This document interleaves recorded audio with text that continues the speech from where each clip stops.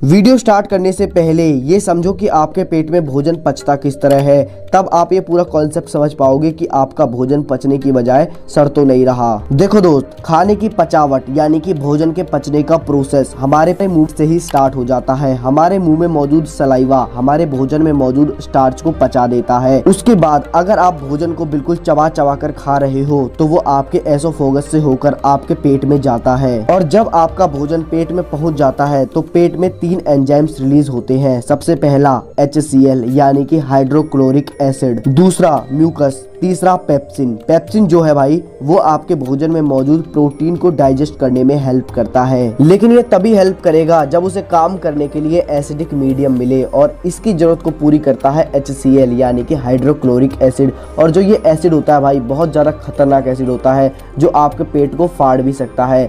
और आपने कभी कभी भाई नोटिस भी किया होगा कि जब आप गले से आपको खट्टी डकार आती है तो वो बहुत ज़्यादा चिरमिराहट सी मचाती है, वो HCl की वजह से होता है, लेकिन उस समय केवल 1 या आधी बूंदी गले के ऊपर आ पाती है। ठीक है, अब आप खुद ही समझ लो भाई पेट के अंदर कितना बुरा हाल होता होगा HCl का। तो इसी चीज़ को, हमारे पेट को HCl से बचाने के लिए हमारी बॉडी अमाशय में म्यूकस रिलीज करती है और आपके अमाशय को अंदर से घेर लेता है। जब आपके अमाशय में ये तीनों एंजाइम्स बराबर मात्रा में पहुंच जाते हैं तो आपका पेट जो है एक्टिविटी करने लगता है, मतलब कि सिंक और एक्सपेंड होने लगता है। इस प्रोसेस में आपके सभी एंजाइम्स आपके भोजन के साथ मिल जाते हैं जो आपके भोजन को आगे पचने में मदद करते हैं। यहाँ पर कुछ समझदार बंधु समझ गए होंगे कि अगर हम पेट भरकर भोजन कर लेते हैं तो पेट को एक्टिविटी करने के लिए स्पेस ही नहीं मिलता, जिसकी वजह से भोजन में एंजाइम्स अच्छे से मिक्सअप नहीं हो पाते और इनडाइजेशन की प्रॉब्लम हो जाती है। तो भाई पेट भरकर भोजन कभी मत करना, पेट को थोड़ा खाली जरूर रखना ताकि वो मूवमेंट कर सके और आपके भोजन में एंजाइम्स को अच्छे से मिला सके। अमाशय में 4 से 5 घंटे रहने के बाद आपका भोजन अमाशय से निकलता है और स्मॉल इंटेस्टाइन में पहुंच जाता है। वहां पहुंचने के बाद उसे लीवर से बाइल जूस मिलता है और कुछ पैनक्रियाटिक जूस मिलते हैं। बाइल जूस जो है वो आपके फैट को डाइजेस्ट करने में मदद करता है भोजन से, और जो पैनक्रियाटिक जूस है वो आपके भोजन में मौजूद प्रोटीन को ज्यादा से ज्यादा डाइजेस्ट करने में मदद करता है।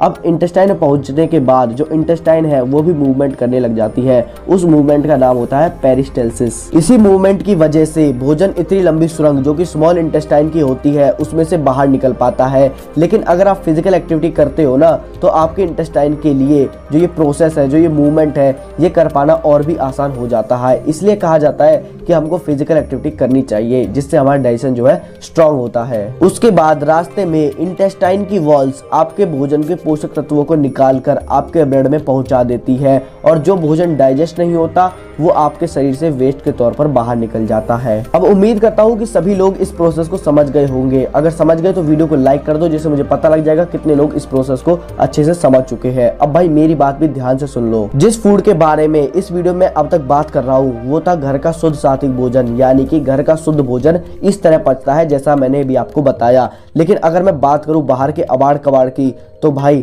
उसे पचाने के लिए आपके डाइजेशन की धज्जियां उड़ जाती है और फिर वो शुद्ध सात्विक भोजन को पचाने के लायक भी नहीं रह पाता। इसलिए कहते हैं बाहर का भोजन मत खाओ। तो मेरे भाई सबसे पहला नियम तो यही है, बाहर का तला भुना खाना छोड़ दो। अगर आप बाहर का ज्यादा तला भुना और मैदे वाली चीज खाते हो तो मेरे भाई आपका भोजन जो है 1% पचेगा और 99% सड़ेगा। उसके बाद जैसा कि मैंने आपको बताया कि पाचन में सबसे अहम रोल लीवर का भी होता है, लेकिन डेली के गलत खान पान, गलत रहन सहन की वजह से आपके लीवर की धज्जियां उड़ी हुई हैं और इस वजह से आपको पाचन से जुड़ी काफी परेशानियों के साथ साथ आपकी जिंदगी स्ट्रेसफुल बन चुकी है। तो इसका इलाज है आपके लीवर का डिटॉक्सिफिकेशन, जिसके लिए आप ले सकते हैं फाइटिका फिट लीवर एंटीऑक्सीडेंट सप्लीमेंट, जो कि आपकी फैटी लीवर की समस्या को ठीक करता है और इसके कोई साइड इफेक्ट नहीं है, क्योंकि ये नेचुरल इंग्रेडिएंट और पावरफुल हर्ब्स जैसे कि मिल्क थिसल, कलमेघ, कुटकी, हल्दी, इन सब चीजों से मिलकर बना है और ये एंटी इन्फ्लेमेटरी गुणों से युक्त है जिसके कोई भी साइड इफेक्ट नहीं है। इस प्रोडक्ट को गवर्नमेंट अप्रूव्ड लैब से ISME सर्टिफिकेट भी प्राप्त है और अगर आप इसे लेते हैं तो आपको और कंपनी के डाइजेशन प्रोडक्ट लेने की नीड नहीं होगी। इसकी डोसेज आपको सुबह शाम हल्के गर्म पानी के साथ खाना खाने के तुरंत बाद लेनी होती है। इसकी बेस्ट बाइंग लिंक नीचे डिस्क्रिप्शन में है, आप वहां से ऑर्डर कर सकते हैं, चेकआउट कर सकते हैं। दूसरा, भोजन को अच्छे तरीके से चबाकर खाओ। जैसा मैंने आपको बिल्कुल शुरुआत में बताया था, आपके फूड का डाइजेशन आपके मुंह से ही स्टार्ट हो जाता है।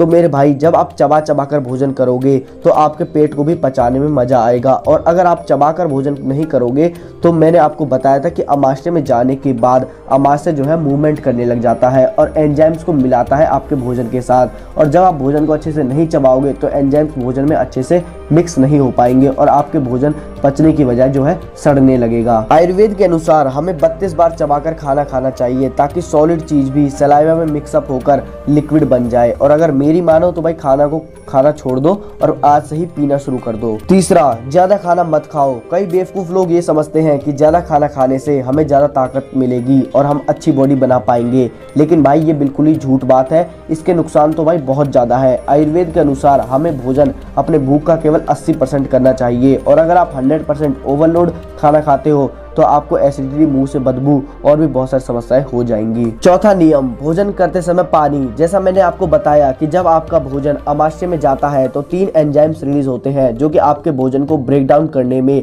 बहुत ज़्यादा मदद करते हैं। लेकिन जब आप भोजन करते समय पानी पीते हो तो वो तीनों एंजाइम जो मिले हुए रहते हैं आपस में और जो भोजन साथ मिलते हैं वो पतले हो जाते हैं और आपका भोजन बहुत देर में जाकर ब्रेक डाउन होता है। और अगर ज़्यादा देर हो गई तो भाई आपका भोजन सड़ने लग जाता है। तो आपको खाना खाते वक्त पानी नहीं पीना है। खाना खाने के आधे घंटे पहले और 1.5 घंटे बाद ही आपको पानी पीना है। अब आता है 5वां नियम। इस पॉइंट में मैं आपको कुछ छोटे छोटे नियम बताने वाला हूँ जो मैं खुद फॉलो करता हूँ और अपनी प्यारी ऑडियंस को फॉलो करने के लिए भी कहूँगा। ठीक है, सबसे पहला, जमीन पर बैठकर भोजन करो, चाहे डिनर हो, लंच हो, ब्रेकफास्ट हो, जमीन पर बैठकर करो। मुंह बंद करके और आराम से चबा चबा कर भोजन करो। ठीक है। तीसरा, जब आपकी भोजन थाली आपके सामने रखी हो तो अच्छे से उसके बारे में विचार विमर्श करो। ठीक है, उसके बारे में थोड़ा बहुत ध्यान लगाओ, 1 मिनट तक करो, बहुत है। ठीक है। उसके बाद फुल ऑफ कंसंट्रेशन के साथ भोजन करो, यानी कि ये सोचो कि जो मैं खा रहा हूँ वो मेरे शरीर में 100% लगेगा। ठीक है। 5वां, भोजन करने के बाद एक जगह मत रहो। भोजन करने के 5 से 10 मिनट बाद इधर उधर टहलो, कम से कम 100 से 200 कदम चलो। ठीक है। तो मेरे भाई, अगर आपने इस वीडियो को यहाँ तक देखा तो नीचे कमेंट सेक्शन है, वहां पर जाकर yes 80 लिख देना, जिससे मुझे आपकी हाईलाइटमेंट मिल जाएंगी और मुझे पता लग जाएगा कि आपने इस वीडियो को पूरा देखा है। ठीक है। तो मिलते हैं कोई और नई वीडियो के साथ, जब तक के लिए जय हिंद, जय भारत।